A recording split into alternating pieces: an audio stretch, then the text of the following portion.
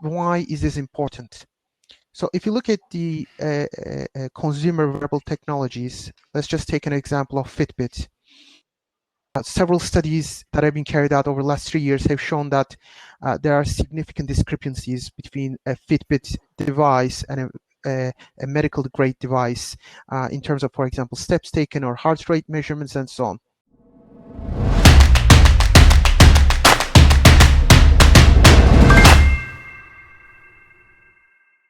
The medical industry is definitely one of the most, let's say, industries that can profit most from wearable electronics, since it's really about keeping people healthy, safe, and alive. And even in times of Corona, we have experienced that data can lead to decision making, like if there's somebody sick or not, we need to know their body temperature, we need to know their pulse, we want to, data is key in this case. So data-based decision making is key in an environment that's taking place in the medical field.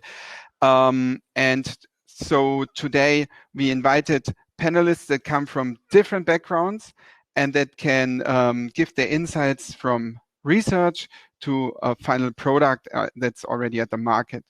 So we are waiting for 2 more panelists to come on stage, but Hugo is already here. So Hugo Silva, he's the CTO and founder of Plux. And maybe Hugo, you want to give a short intro in what you are doing and what your background is, where you're coming from. Maybe can you tell us a little bit about Plux? Okay, so thanks again for the invitation. It's a great pleasure to be here with you guys today. My name is Hugo, as introduced, and I am a biomedical entrepreneur and researcher working in the field mostly of hardware devices for physiological data acquisition. And I've been doing this for the greatest part of 10 years now. So we've been able to do quite a lot of things, ranging from the development of hardware platforms that can accelerate product development for others, all the way through the creation of verticals that include not only hardware, but software, both mobile and desktop and cloud, that enable people to not only collect physiological data, but also to analyze it and extract meaningful information to support clinical decision processes, monitoring of their patients and related applications. So we, in terms of activity, we offer development services that can go all the way to a certified product, or that can just be a proof of concept for an idea that someone has. And so we have a kind of end-to-end capabilities, but we can cater to the needs of people that want to develop wearables or non-wearable devices for physiological sensing in the real world. Great, thank you. Great. I think that gives us enough insights, I guess, to the medical world in terms of hardware, and see how you how you develop products maybe together with your clients, or what your insights are. Thank you so much. Ali Yetisen is also with us. I hope I pronounced your last name right, because we call each other by the first name. Ali, was that correct? Yeah, that's correct. Thank you very much for the introduction. So I work at Imperial London. Yes. Yeah. And our research mainly focuses on developing biosensors for applications in implantable devices and wearable devices. And we utilize a wide range of optical detection mechanisms, including fluorescence, diffraction gratings, for example, and colorimetry, and to build wearable devices and sensors. The applications of these devices range from cancer diagnostics to fitness, and to, for example, the use of contact lenses for applications in ophthalmology. Okay, perfect. So basically, you're acting in the field of research, and I think that's also very exciting, because I think that shows us a little bit a window of possible applications in the near future. So that's also great. Now we are waiting for Subhasis, from the founder of Synphne. He was here already. I hope that you can see us, Subhasis, and that you can somehow come back to us. If not, please get in touch with Anish if there's some problems. Yeah, let's jump into the discussion nevertheless. Ali, I know that you're working on UV sensors and also on like contact lenses that are so close to your body. I mean, is that a wearable device at all, like a contact lens or these UV sensors on your skin, these patches, or is it already something else? Is it more like an implantable, or how would you categorize your work? Like, what is the next steps for the industry? That's a great question. Is it going? Right. You can classify this type of categories. So one of them is actually a wearable device that may sit on your skin, and it does not really have a with your dermis, but just over the surface.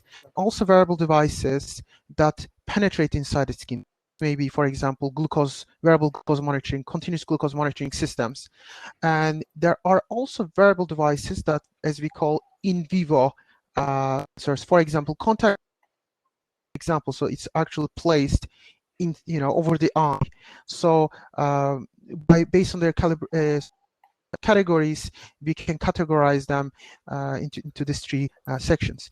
Some of the exciting, let me just explain you some of the exciting things that we are, for example, in terms of the wearable. We look at sweat sensors, so we are interested in monitoring electrolytes in sweat samples for applications in performance monitoring and also for fitness applications. Contact lenses that we work on are also wearable, but obviously they fall into a class 3 category. They are actually technically inside the body, but also they have an interface outside. These devices are primarily can be used for applications in looking, for example, glaucoma, as well as monitoring biomarkers in tear fluid as a surrogate for blood chemistry. Wonderful. That's so exciting because it opens so many ideas. Because at the moment, if people think about wearables, I guess most of them think about a wristband or a belt on the breast, maybe. But really, these new ways of acquiring data, I have a feeling like that opens up a whole new world. So when you like, how do you get into research?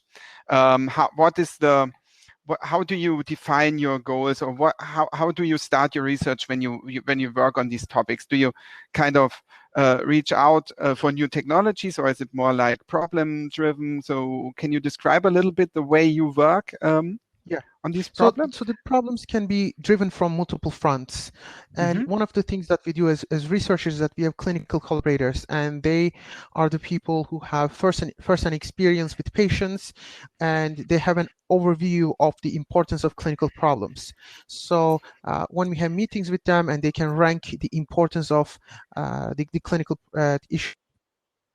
In the case of our contact lens project, when we approach our clinical partner, who's an ophthalmologist, she mentioned that one of the main reasons why people seek eye care is dry eye.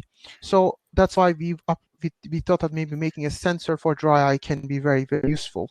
And there are also other problems such as clinical, very, very well known. One of them is obviously diabetes. So continuous monitoring is very, very useful. I think the main powerful front of wearable devices is the ability for them to continuously monitor biophysical and chemical signals in human body. So, for example, glucose sensing is an interesting application, or fitness applications. Also, there are other biomarkers that we can monitor using wearables. Wonderful. Thank you so much. And hi, Subhasis. Welcome back. Hi. Hi. Sorry, Good I was a that bit you, late. No, I mean, this is life, and it's with technology involved, so things can turn out differently than expected. Thanks for coming back. So we are just talking about the research, how we come up with research goals, and what's maybe the near future scenarios where sensoric products can develop to. But Hugo, you're already developing hardware. You're providing platforms for other companies, and not only hardware but also software. So how does your product, your platform, connect to sensors that get developed? How do you see a value chain from these new sensoric data to your hardware and then also software? Is there, can you give us a few insights and your opinion about that? Like, how does it work for you? So essentially the process that we follow is roughly speaking a two-stage process where we do first an exploration stage and then an optimization stage for industrialization. There's an interesting trend in which we see a lot of people wanting to develop more solutions based on physiological sensor data, and this ranging from industrial applications for ergonomics assessment all the way through sports for performance assessment, and with, of course, the most obvious medical applications in between. But I mean, there's a lot of different areas that are now using physiological data for the most diverse usages, not only for the most classical ones, but you see a lot of things going on human-computer interaction as well. So that there's kind of it's kind of a hot topic again to develop applications based on physiological data and also bring them to the market. We see a lot of hype on this.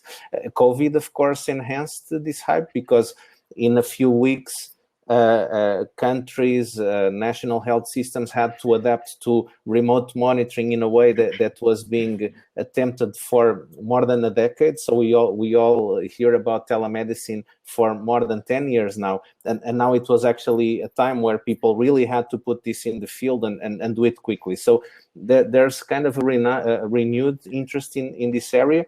And the way that we cater to these needs is we receive an initial idea. Our users or our customers may have or not already a base sensor for which they need an acquisition system with wireless transmission capabilities that connects to a software stack, or they already have their algorithms and they need a fully developed system, including sensors, acquisition and transmission. And so we are flexible in the way that we can cater to their needs. The way that we adapted our structure to quickly respond to these needs is to have a platform that is almost Lego-like, if you want to see it in this way. And so already has a sensor, provided that the sensor has a common interface, the most simple being an analog signal that you can inject to an analog to digital converter and then follow the whole process. So you have basically an ecosystem of solutions that is mostly plug and play. The software knows how to communicate with our hardware. They are designed in the right way. They can be plug and play interfaced with our hardware. And so we have this modular approach where, provided that you use our communication protocols, the way that we have things implemented, you can connect your system to our software easily. So it's a seamless connectivity. If you have sensors that have the same communication protocol that we use in our hardware, again, it's all plug and play. And so we've made it flexible in a way that didn't happen before. And that's one of the success factors to the point where we are at now. So typically what you had before, what we are offering now, were monolithic systems that are closed. So you have these big vendors creating workbench solutions that people are not even allowed to modify because that goes against the usage policies. Protocols that are very heavy and very cumbersome to go into, and we kind of boiled it down to the simpler components, and we made it in a way that is human friendly, so anyone can jump into our ecosystem. Perfect, thank you. That was a very good insight. Before we start talking about how to enter medical environment and so on, I would like to ask Subhasis to introduce us to his company and what you're working on. Hi, so I'm Subhasis Banerji. My company is called Synphne, and Synphne is actually a platform. So we consider this the world's first wearable connected health platform that trains brain and body simultaneously as part of one system. Most technologies that you see out there so far, have believed that brain and body needs to be treated as individual entities. And in our space, which is cognitive and physical disability, the wisdom is that after something like a stroke or traumatic brain injury, you have about a window of 6 to 12 months to recover, after which further recovery is either very slow or it doesn't progress further. So we've built a technology which allows us to achieve functional outcomes more than 10 years after the event. And I think in that area, we are unique. Our technology is a wearable. And right now it's being used, slap bang in the middle of the medical interventions. And what we do is we treat everything from developmental disabilities, which means cerebral palsy, early stage learning disability, to acquired disability, which means stroke and traumatic brain injury, all the way to degenerative disability, which means your dementia and Parkinson's. So that's what we do, and very happy to be here and invited for this panel. Thanks to Thomas. Thank you. Yeah, so basically you are offering a product that is actually used by patients and doctors, and your goal is also to take like patients out of the hospital earlier and take them home, Yes. and have healing process taking place at home, but in a controlled environment through your product, because it generates reliable data. That's, for me, like, makes a lot of sense, and I think that is a big value. So now that all three of us have introduced themselves and shown a little bit their backgrounds, I would like to tackle the elephant in the room. I mean, medical, if you do medical grade products, obviously you have to enter the medical certification world. You have to fulfill certain standards, and to be honest, I'm from the wearable tech background, and I know a little bit about medical, but but I don't really know, like, how much effort is it for a company to really enter these realms? Is it, for example, a different process to enter American market than a European market with the certifications? What is your impression on the level of how high is the bar set to enter the medical world in general with a product? What do you think, guys?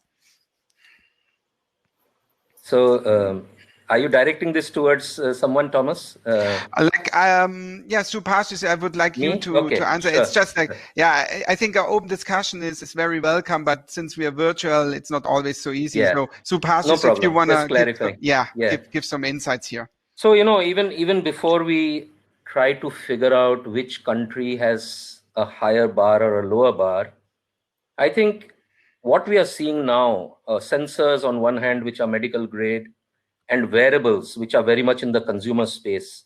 In the last 7 to 8 years, you've seen a convergence of these two taking place, right? So, of course, you have people like Apple, etc., who are very much in the consumer space attempting medical grade. And then you have others working downwards, those who, say, for a company like Medtronic, who had hospital grade dialysis machines, now putting dialysis machines at home. So it's happening in both directions. And, if I may, we went through a design thinking exercise when we started conceiving our product, because we knew it was not just a regulatory issue. The technologies need to speak to the doctors in the doctor language, and they need to speak to the patients in the patient language, right? And when you look at medical professional behavior and requirements, and when you look at consumer behavior, they are very, very different, okay? And although at a product level we can say 1 + 1 makes a product, either the chances of it failing at a doctor and a hospital environment or failing at home, both are very high, right?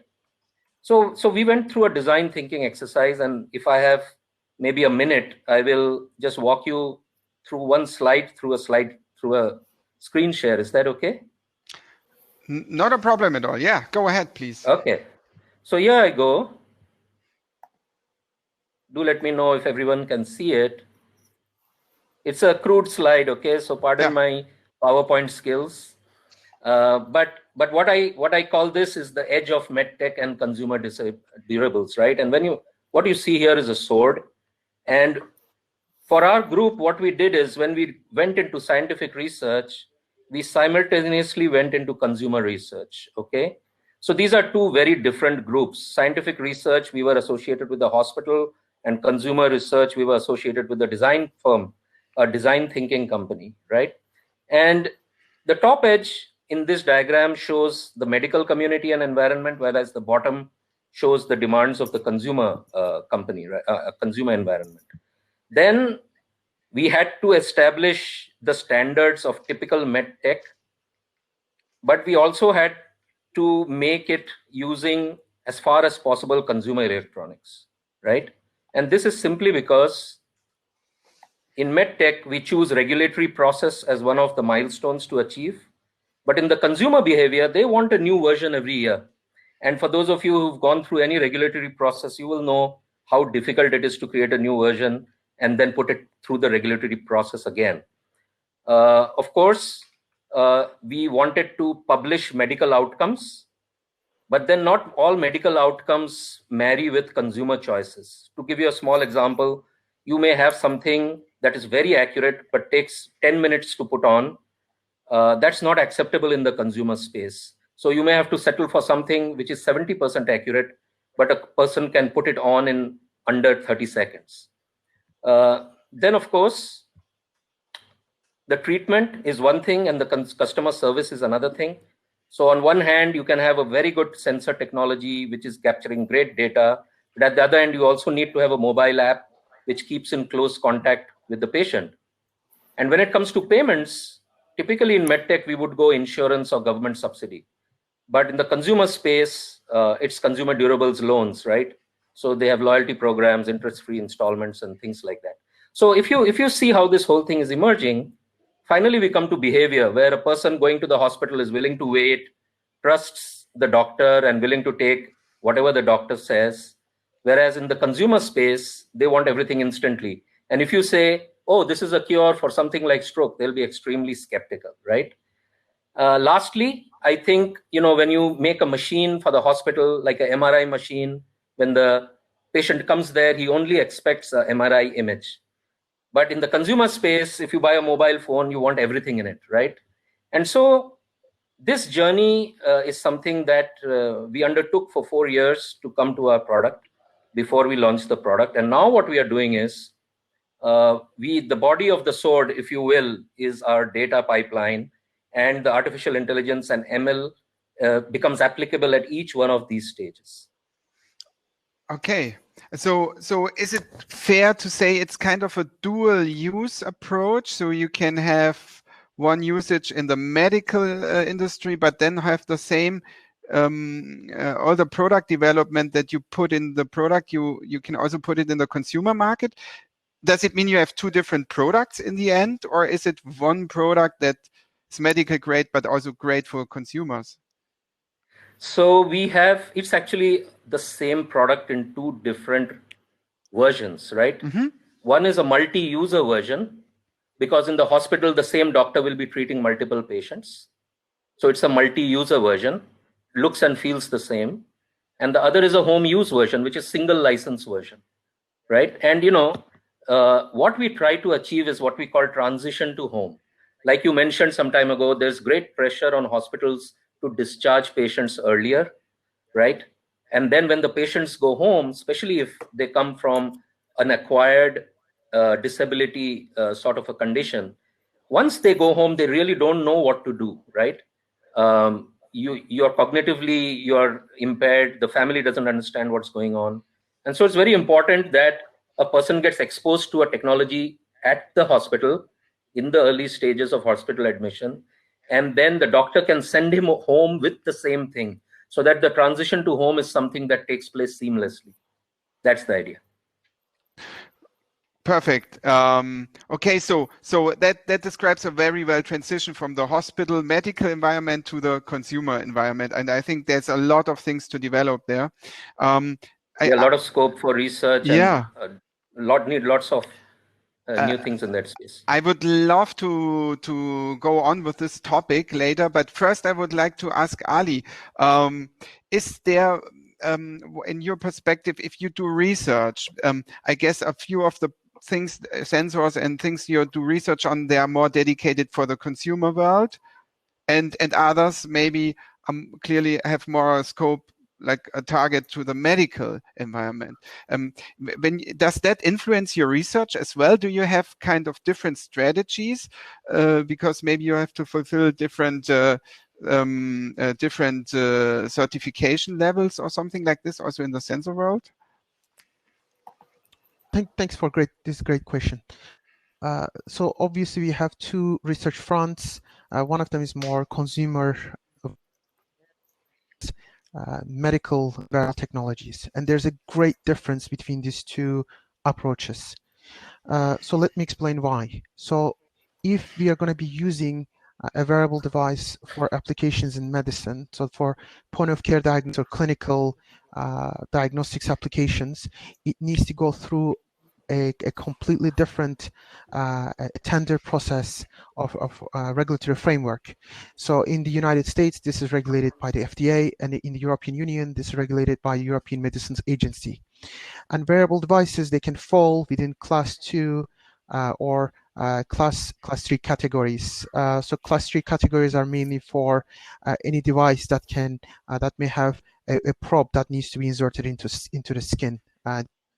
2 can be a wearable device that is on the surface of the skin primarily.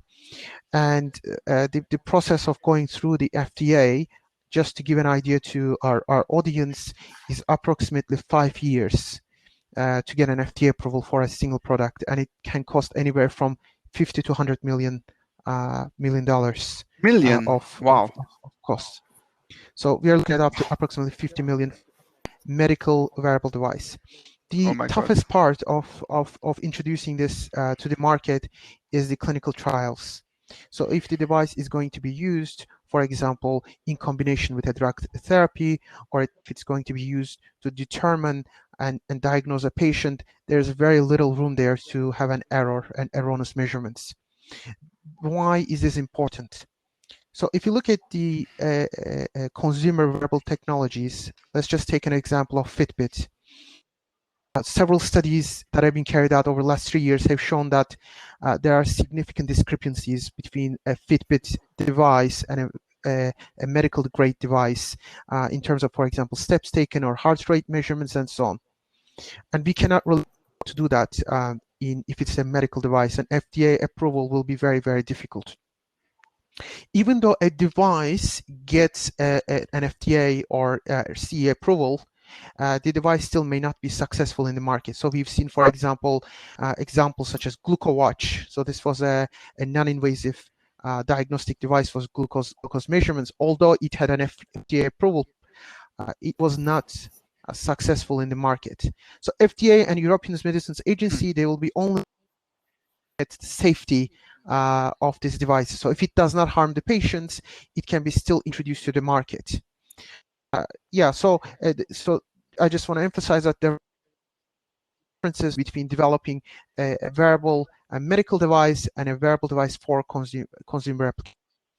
Very interesting. I'm also still impressed by the 50 millions. That means like if you build a startup and you want to enter this market, the biggest step to take is like the certification, I guess, right? So of course you need a great idea, but certification, if you don't have the money, maybe this could be a big problem. I mean, Hugo, you provide a platform that that could maybe also help solve this issue? Because I know that you're in the midst of a certification process yourself with a product. Could you maybe give us a little bit? Is that one aspect of your product to help people to get through the Yeah, of course. certification? Yeah, that's absolutely fundamental. But as Ali was mentioning, there are different levels of certification depending on the product that you are certifying, and just to give a perspective, a medical device can be something as simple as a pen that is used by a doctor, or as a swab that is used to collect a sample from the patient, which is even technological at all. But it can also be something quite intrusive, that collects samples directly from the bloodstream, that monitors the glucose with the needle stuck on the patient. And so there is quite a range of objects that you can create and that can be considered a medical device. This range actually puts devices in different categories, some of them more restrictive than others. And of course, for the more restrictive categories, you have to do a very lengthy and thorough process that may include heavy clinical trials. But depending on the device, you may have it classified in a lower class ranking, which in a way kind of streamlines the process a little bit better.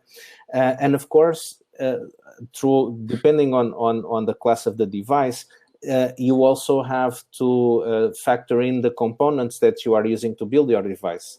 So imagine, for example, that you have a Fitbit. The Fitbit has a wireless transmitter that sends the data to the mobile phone. If that wireless transmitter is already certified, then certifying the Fitbit as a whole is much simpler than if you have to do all the radio tests and everything from scratch. So you already have kind of a few steps further if you use components that are certified themselves. So essentially, what we're doing is, on one hand, on our platform, we are using as much certified components as possible. Of course, when you put these components together and you make a new device, you have to recertify the device. So using certified components is not enough. If you package it differently, it can alter the operating specifications, and so it makes it for a new device that needs to be certified itself.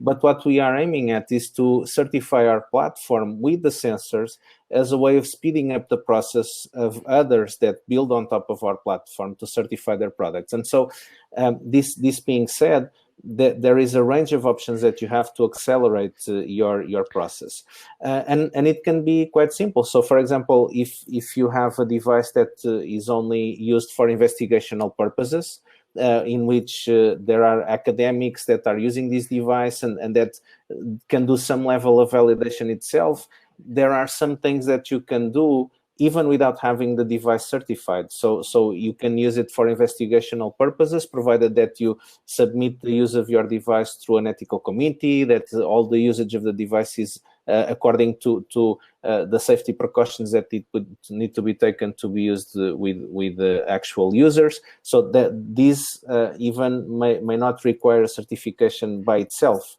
Then you have another class, which are devices that are used more for fitness. So it doesn't have a critical function in monitoring the vitals of the person. And as Ali was pointing out, even if it has some error range, it may be acceptable for the application that is targeted. So it doesn't have life support functions or anything like that. And so that's a less restrictive class, where in many cases, producers can even self-certify the devices.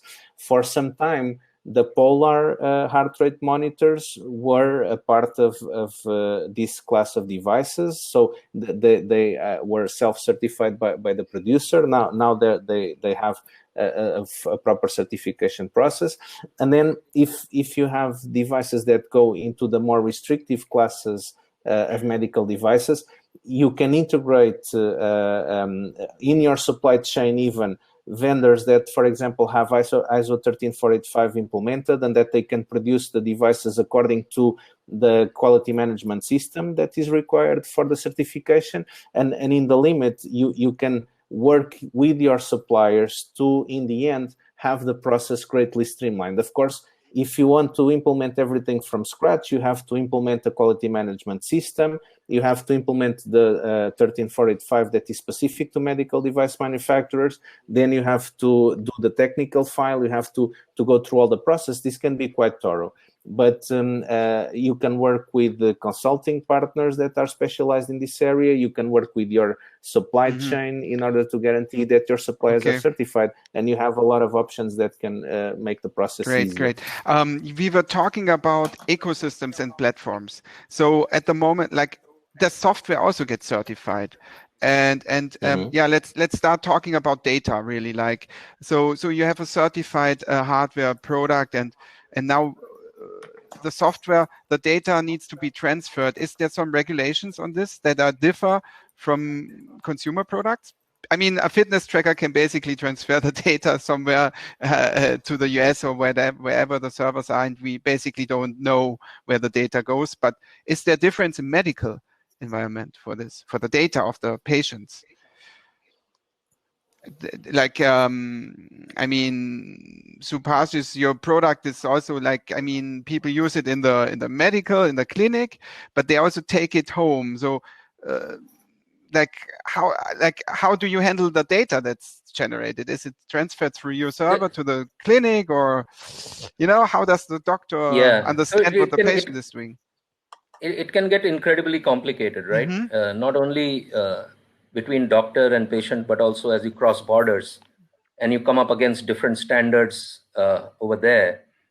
One of the approaches we've taken very simply is to leave the medical data in the hospital, which means the moment the person starts using the system in the hospital, the data gets anonymized. Okay, so there's a very clear separation between the data coming from the device and the actual medical data of the patient, in the sense that part of the data which is considered medical data, or which goes into EMR, which goes into electronic medical systems. What the wearable actually provides is a set of binary values, right?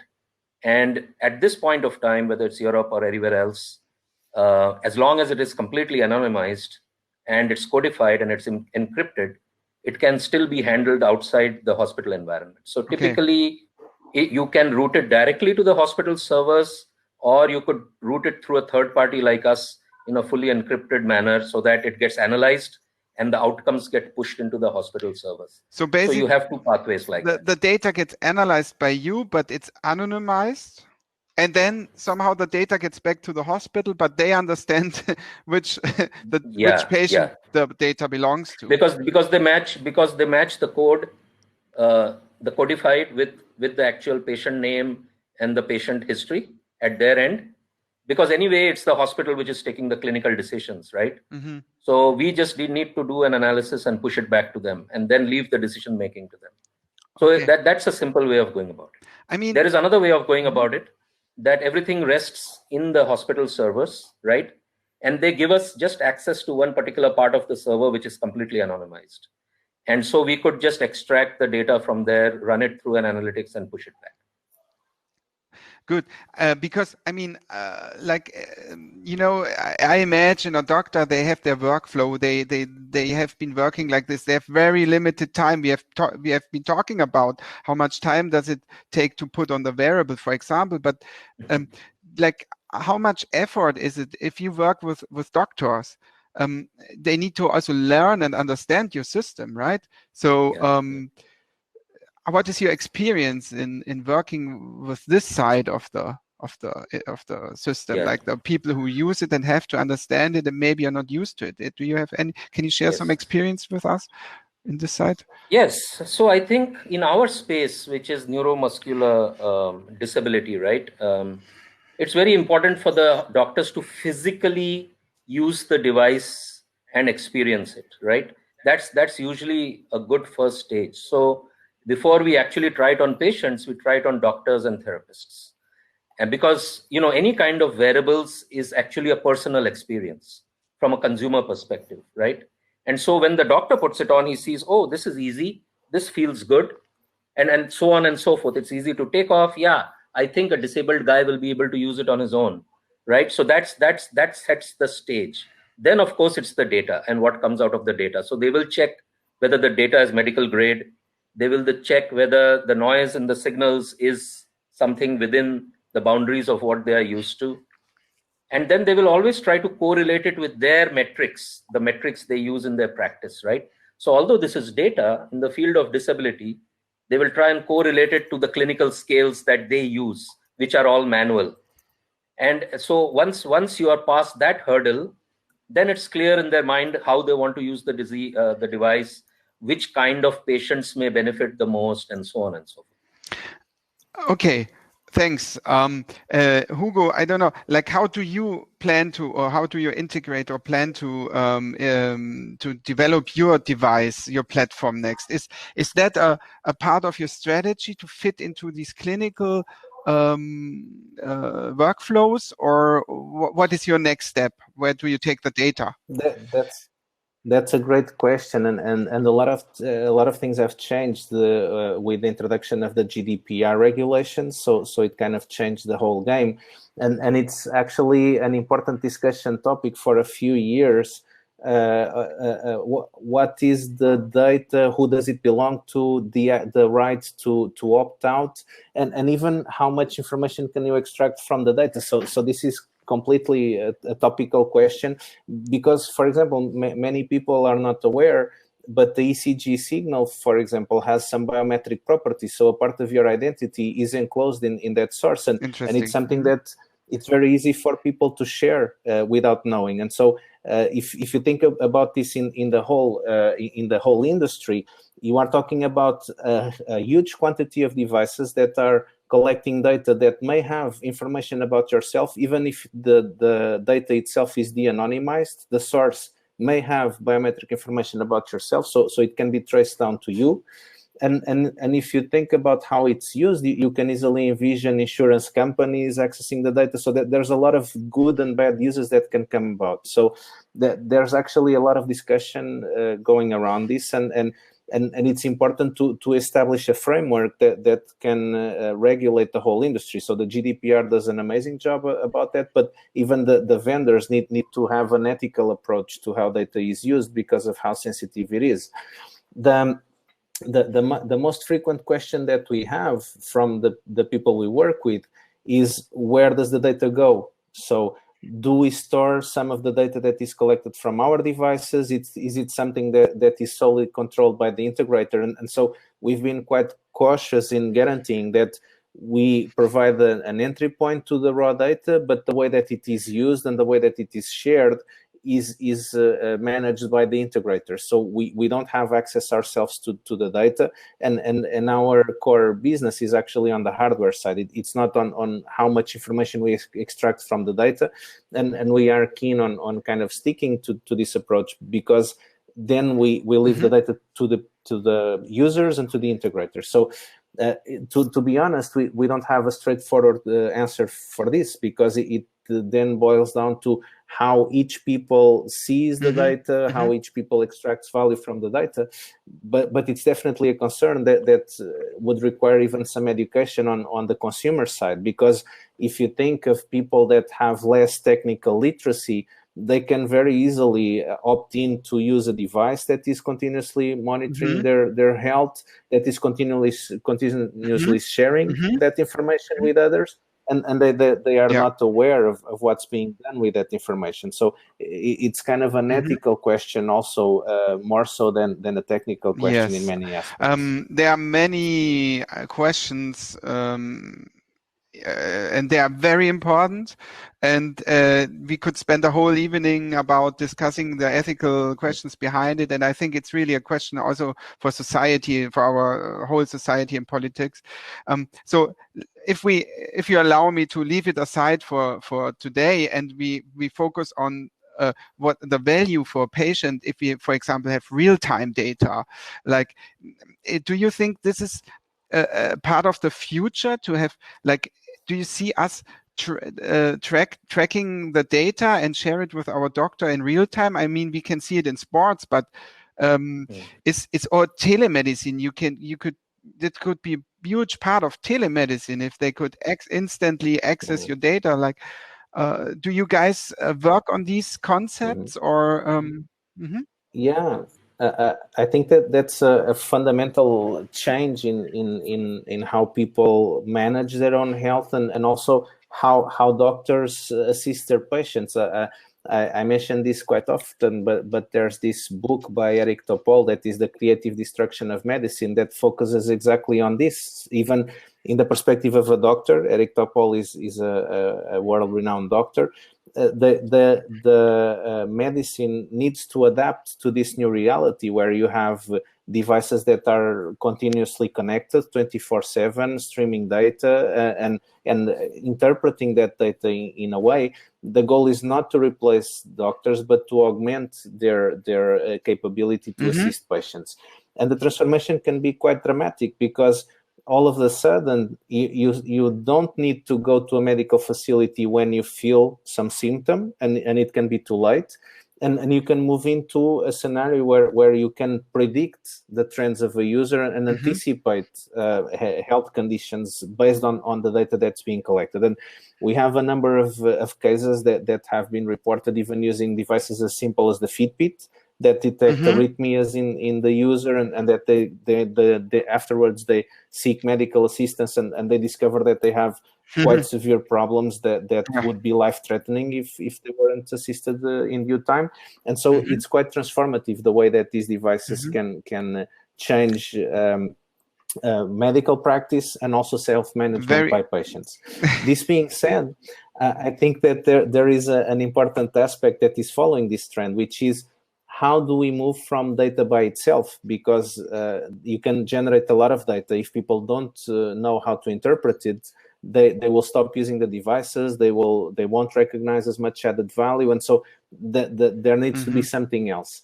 And one of the things that has been growing in popularity, as you mentioned, is what is the value, the added value for the healthcare practitioner and for the patient. And so this concept of value-based healthcare is something that's been on the rise, and that can be enabled and reinforced by the wearables and all these initiatives around the monitoring side, but that really focus on the end result. So how can patients be benefited by this technology? Thank you so much.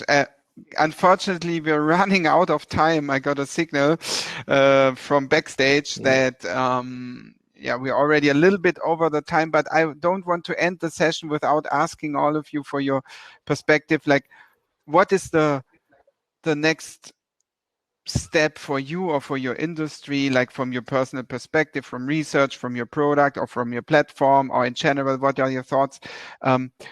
If I found a startup tomorrow in medical environment, where should I invest my time and my efforts? Do you have any ideas that you would like to share with our audience? I may be biased in this, but we started our journey not visiting the hospitals, but visiting people's homes. So my PhD study, in a PhD study, you first go to literature review or go and spend time with the doctors. We did exactly the opposite. I went and spent my first 100 hours visiting home to home to home to understand what a patient does at home. Okay, so I think that's changing. The way PhDs are done will change. They will become more consumer focused. This is what I'm seeing. At least it's happening here in this part of the world, in Singapore, where I come from. I think the second thing is a lot of interventions will be patient-led and not doctor-led. And this is simply because in the last 5 to 7 years, the number of people globally with non-communicable disease is now far exceeded people with infectious disease, right? Including during COVID, right? So when you see non-communicable disease, some event happens and then the care takes many years, right? And in that extended care period, it's all in patients' homes. So you will see the shift towards interventions taking place at home. Right now, we are at a stage where monitoring is taking place at home, but you will very soon see interventions taking place at home. And that's where, some of these things will, I see it very much shifting in that direction. Okay, perfect. Thank you, Subhasis. I would like to go on with the other panelists because we're running out of time. I'm so sorry. Who wants to go next? Ali. at global problems that are most important and matters to society, that will allow real-time tracking of medical conditions in real time with diagnostics and therapeutics. Interesting. So to have a look at the global upcoming problems, I think that's cool because you can help a lot of people at the same time with this. Thank you, Ali.